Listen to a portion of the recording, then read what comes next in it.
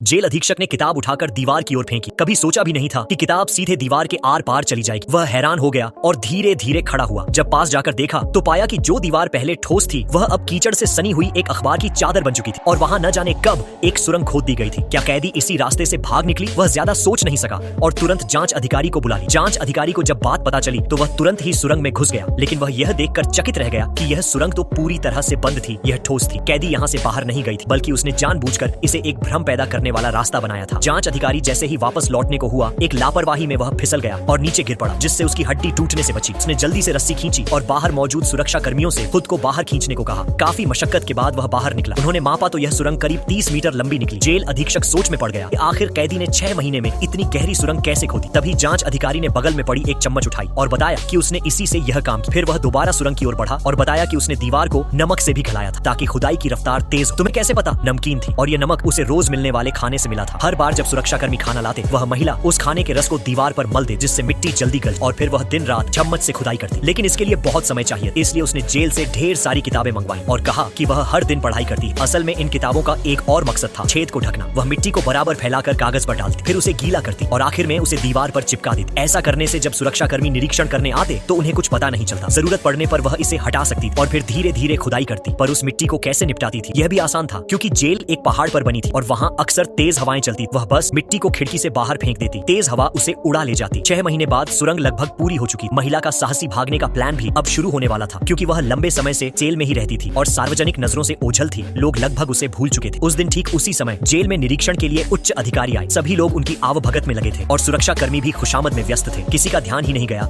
कि वह महिला कब बाहर निकल आई। तुम सोच रहे होगे मैं कैसे बिना दिखे निकल आई, क्योंकि लोग वही देखते हैं जो वे देखना चाहते हैं। अगर तुम्हारे हाथ में हथौड़ा हो तो तुम्हें हर चीज कील जैसी दिखेगी। जब सुरक्षा कर्मी खाना देने आया तो देखा कि जो महिला दरवाजे पर दिखनी चाहिए थी वह नदारत थी। उसने तुरंत खतरा भांप ली और अंदर जाकर देखा तो वहाँ बस खाली कमरा था। कैदी कहीं नहीं थी। असल में वह तो पहले ही गाड़ी के नीचे छिप चुकी थी। उसने तुरंत अलार्म बजा दिया। सारी जेल में अफरा तफरी मच गई। नेताओं की सुरक्षा के लिए जेल अधीक्षक उन्हें गाड़ी तक पहुंचाने लगा। उससे क्या पता था कि उसी गाड़ी के नीचे कैदी उसकी आंखों के सामने से भाग निकली। जब वह लौटकर सेल में पहुंचा तो वहाँ बस वही सुरंग दिखाई दी, लेकिन वह भी असल में एक धोखा थी। महिला ने जानबूझकर ऐसा किया था ताकि सुरक्षा कर्मी भ्रम में पड़े और समय बर्बाद करें। जब तक सुरक्षा कर्मी उस सुरंग में घुसे और बाहर निकले 25 मिनट बीत चुके।